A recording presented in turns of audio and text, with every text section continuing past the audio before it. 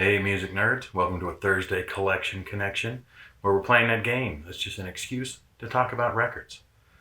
I play the game with my brother being Plastic Eric over on the Plastic Soundwave Cult channel.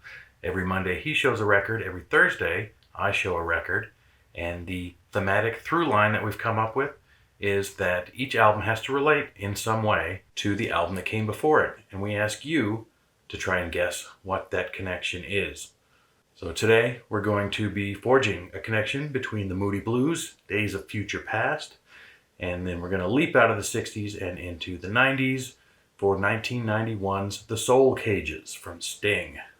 But first we need to wrap up what the previous connection was, that being between Days of Future Past and Herb Alpert's Going Places. And the connection there was that both albums had the song titles listed on the front cover, at least partially. I think there was some and many more or and more, but that was the connection. Nobody guessed it, and so point goes to us. We stumped you, I'm going to say, rather than just nobody guessed. I'm going to say we stumped you, and with that, let's get on with the show.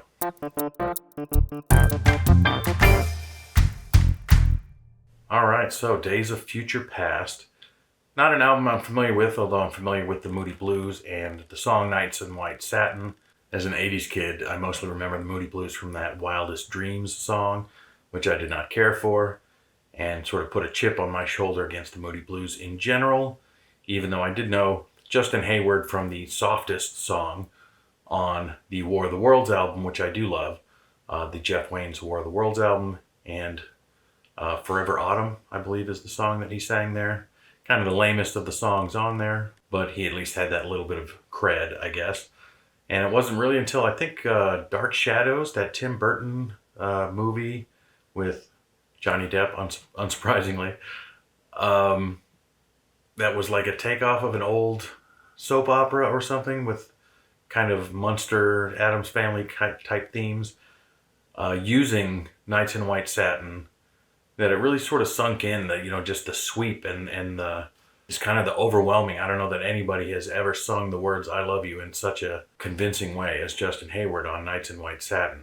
Listening to the album, it was very cinematic, probably because of the orchestra, and my understanding of the album was not only was it a concept album in that it was kind of a one-day cycle, morning to night, but also that the actual existence of the album is something of a concept. They were trying to push the new stereo technology to the popular music crowd, and after kind of striking out a little bit on their earlier stuff, their earlier records, the Moody Blues were given maybe an option, maybe an assignment, it's not quite clear to me, to do this thing where they did pieces with an orchestra where the orchestra would do the piece and then maybe the rock band would do the same piece.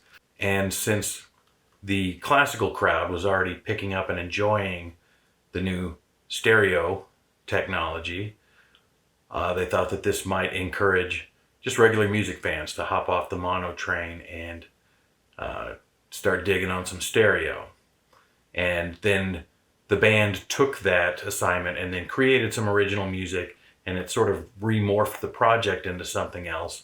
But the original seed of the idea was that it was to promote stereo turntables, stereo equipment. So I thought that was interesting, an interesting genesis for the album. And so moving on to my connection, we have The Soul Cages from Sting, 1991. I believe this is the right way up for the album cover, even though it's kind of on its side. So this is Sting's third solo album after Dream of the Blue Turtles and Nothing Like the Sun. I like both of those albums more than this one, but I will say that it grew on me over a large amount of time. I know it's a somber album. It is a mature album in almost a detrimental sense. There's just not a lot of fun. Even the songs that are quote unquote lighter on it feel like somebody putting on, like, oh, I should write a lighter song. and it's still an intellectual enterprise. The album came at the end of a bout of writer's block for Sting, and he ended up writing a song in memory of his father, who had passed away. And so it's kind of serious subject matter, but it's not super direct, I don't feel, in the lyrics that's what this album is about. It just ends up kind of feeling a little dour and heavy, and again, more like flexing your muscles, songwriting, than just sort of letting a song, emerge. And everything feels very studied, with the exception, perhaps, of Branford Marsalis is back, putting some saxophone on it. He's always very light, and feels, like his saxophone flits around, but everything else feels very, no, it's supposed to be here. And that makes it not a fun listen, but that doesn't make the music bad, in my opinion, either. Just not a lot of fun. It was enough not fun that I kind of stopped listening to Sting after this. Stopped following him. I think I bought maybe two more of his albums over the course of time after this. Kind of out of force of habit, I guess, but I wasn't really listening to them. And I wasn't really listening to this one either, but it's not bad. It's got Mad About You, which I think is a really good song. But the whole album is kind of hook free. Not a lot of pop hooks on there. It's very written, like I'm not quite sure how to say it. I'm trying to do this one quick again. I'm just back from vacation, trying to pump out a video in an afternoon. This album was a little forward thinking. I don't know if you remember the whole long box thing, kind of a loss prevention thing that came out when CDs started to appear on the market. Just a great big box, twice the size of the CD, that was basically garbage, just trying to make things be bigger than you could fit in your pocket.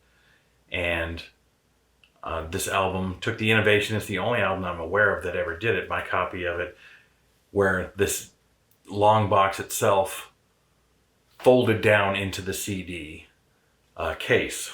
As a design thing, it was interesting. It was the only one of its kind. It was the only one that I had for a long time that was not just in the regular plastic jewel case, so I kind of hated it on that front for a long time because it just looked different than every other spine on my shelves.